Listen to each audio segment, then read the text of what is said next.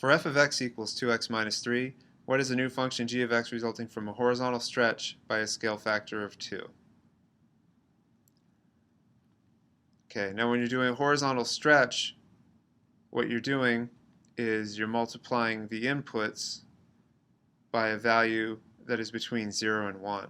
And it's the reciprocal of whatever the scale factor is. So what that means is g of x is going to be equal to f of 1/2 x. Okay? This is going to give you that horizontal stretch.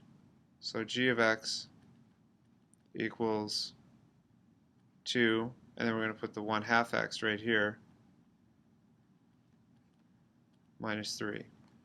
So g of x can be simplified. 2 times 1/2 is simply 1, so it's just going to be x minus 3. Okay, so in other words, we're going to be dividing the inputs by 2. So now let's compare. We'll graph these and then verify the transformation. So here we go. F of x is going to be 2x minus 3. And then the g of x is simply x minus 3. Let's take a look at the graphs. Okay, there's f of x. There's g of x.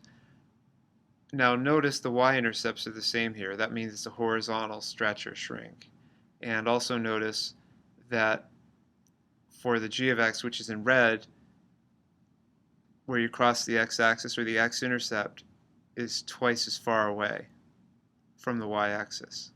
So this blue function, the f of x, is stretched horizontally by a factor of 2 to make it twice as wide. And that's how we know it's a horizontal stretch.